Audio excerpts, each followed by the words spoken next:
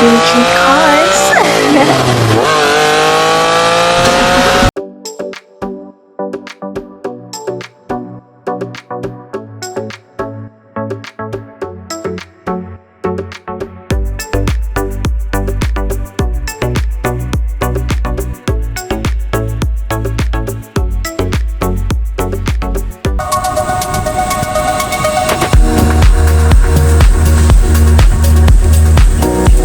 What's up, guys? When I first got this car, it was a big mess. Actually, it was a really big mess. Okay, so the engine had overheated because of lack of coolant in the cooling system, and then all of a sudden the car stopped, the driver said. Okay, and then by the time they realized that the engine had a serious problem, it was already too late. The engine had already shut down. So what I had to do was I had to take this car apart on the side of the road with lack of tools, improper tools, whatever you want to call it. And by the time I got to the engine, the cylinder bores were washed out completely, and also whatever you want to call it, the honing marks were completely gone. So I had to completely take care of it by hand, and I didn't have a manual honing machine, with me. So this is the story of this car, and then it's a multi-part video like the rest of my videos. And what I'm going to do is I'm going to bring this car back from the dead, literally. And come to find out later, the car also, the oil was hardly ever changed, if not at all. And I'll show you a picture and video of that as well. It was like really thick oil, and it was really a mess, and clogging also the pickup screen of the oil, and that's exactly what happened to the car. So as soon as we're done with this car, it's going to run like new, as you see here, but this is the story of the car, so I hope you enjoy it. Enjoy the show, guys. The story about this car is it was driven till engine overheated and then was driven some more. The only way the driver stopped was when the AC shut down. Go figure. By the time I got to the engine, the damage was already done, and warped head of more than 0.008 was some of the damage that the engine took. The water damage to the engine was so severe, and all cylinders had zero compression. Rust damage to the cam lobes and cylinders are among the issues that I had to solve while working outside on the side of the road. And this is the story.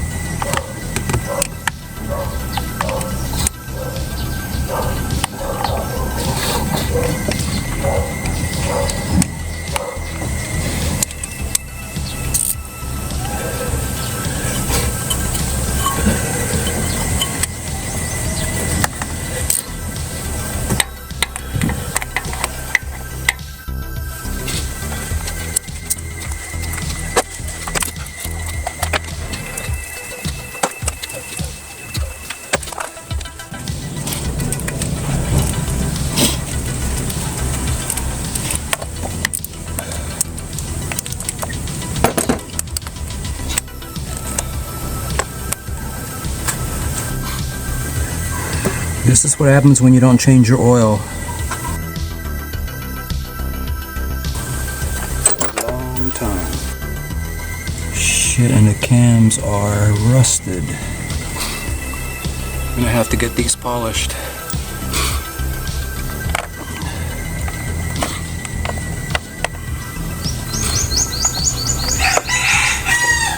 That's very bad.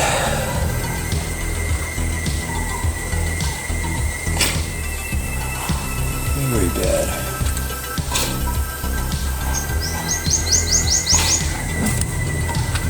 This is a lack of oil change.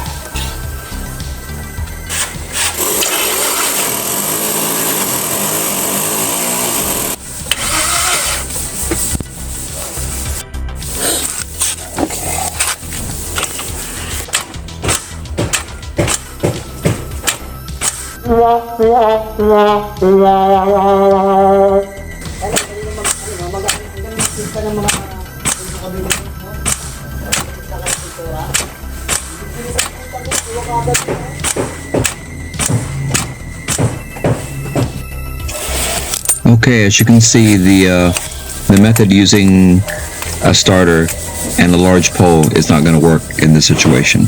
I have a couple more methods we're going to go and try. All right, we're going to use a screwdriver into one of the parts of the pulley and also using a vice grip on the harmonic balancer. Okay, method number 3 is we're going to stick a 1/4 inch ratchet, or actually a 1/4 inch extension, into one of the windows into the harmonic balancer. And we're going to use brute force to take it off using a pry bar.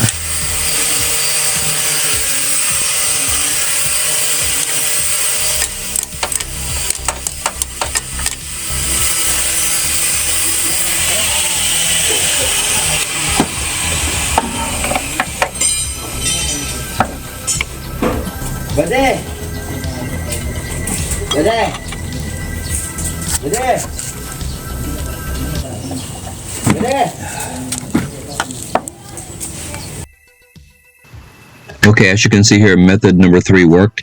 Just insert the 1/4 inch extension into one of the windows of the harmonic balancer and make sure the end of it butts right next to one of those ridges that I've got shown, pointing using an arrow. Okay, it's going to be in your 5 o'clock position, that screw, or actually you wanted to put in that indentation area, and that'll prevent the extension from popping off or jumping off when you're turning the crank pulley, or actually the crank bolt. And this method should work. As you can see here, it came right off, and that was quite a bit of effort using a pry bar if I didn't use this method. But as you can see from this method, is the only method that works on this particular car.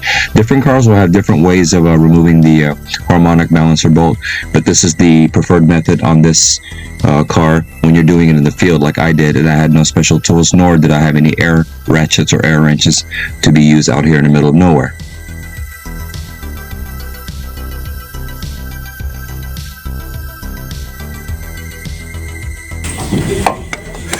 There, it's off.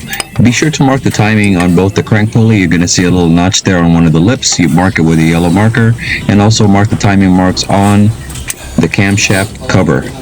And it's going to be between 0 and 10 or 0 and 5, and then you mark that with also a yellow marker, so you know where the reference point is when you return the harmonic balancer back onto the engine later on.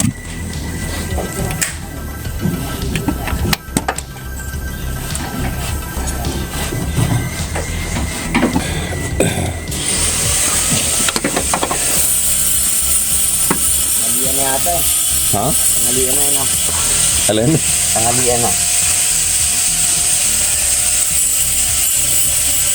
Ayaw nila papalit oil, so yan yung resulta.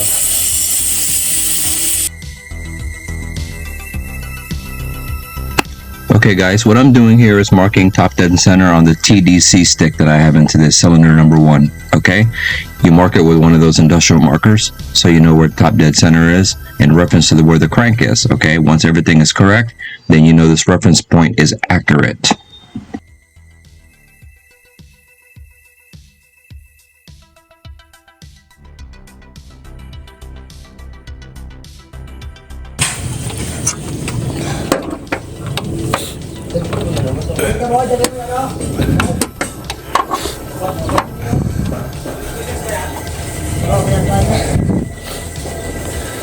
Okay, take a look at this yellow line you're going to see. That's top dead center. First, make sure the setting is right.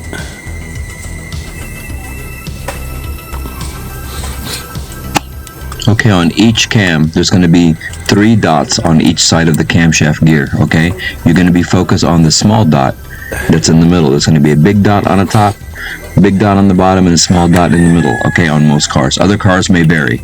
So just mark that temporarily right now. We're going to focus on how to really time this engine on other videos after this video.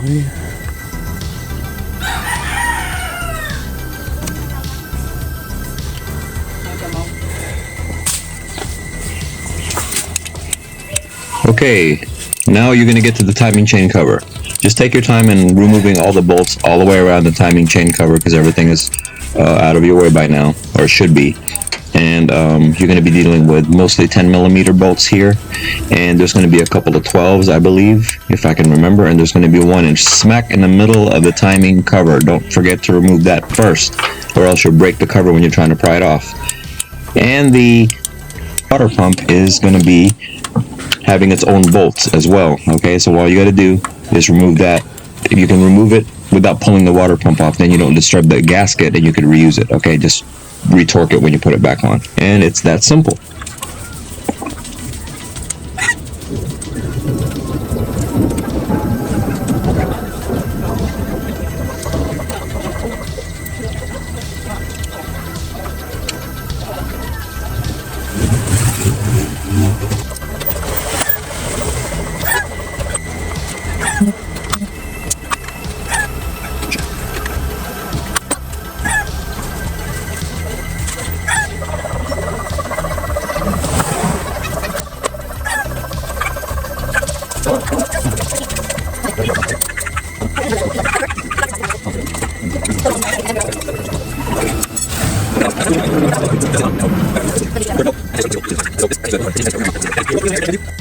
Oh yeah, and I forgot to tell you, how many people does it take to walk up to me and ask me a bunch of questions while I'm working on a car in the middle of nowhere with the sun beating on my back and it rains every 2 hours? It's really, really amazing.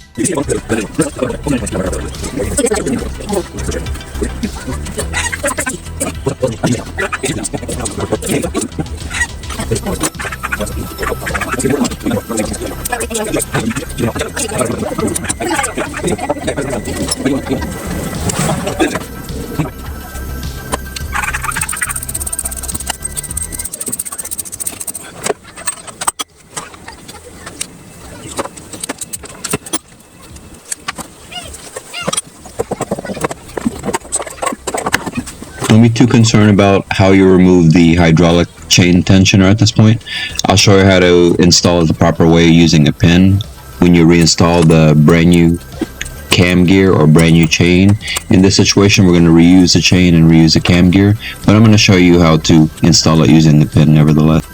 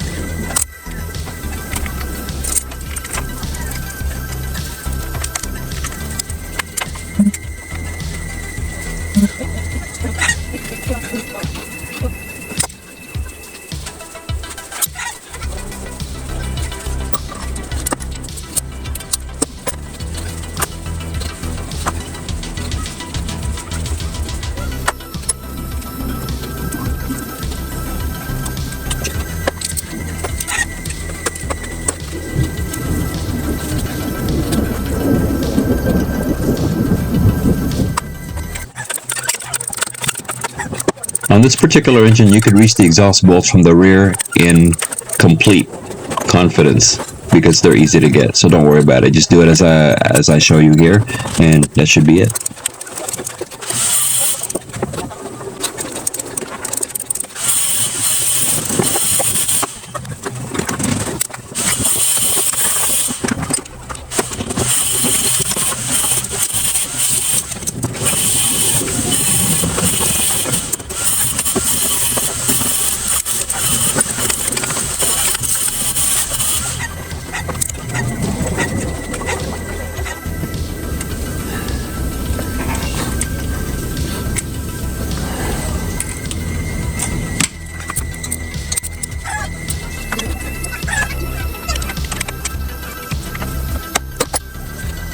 Okay, now it's time to remove the cam bearing caps. You're going to start from the center and you work your way out, just like as you do if you would do a cylinder head. You do it one cam at a time, doesn't matter which one you start with, intake or exhaust cam, as you see that I'm doing it here. Be sure you mark the cam bearing caps in consecutive order in which you remove them. Like the number 1 cap are going to be closest to the harmonic balancer area and work your way down all the way to the rear. And you just use a steel center punch. This is marked exhaust and the other one's marked intake.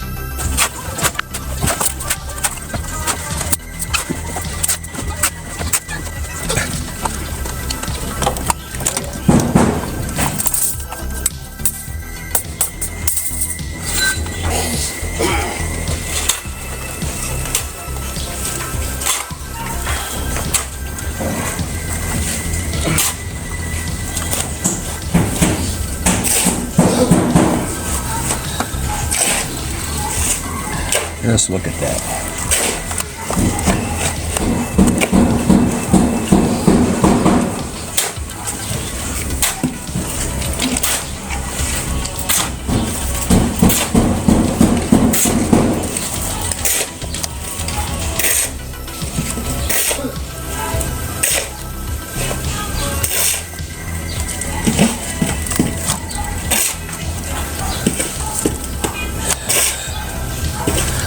Find out where the head gasket was blown.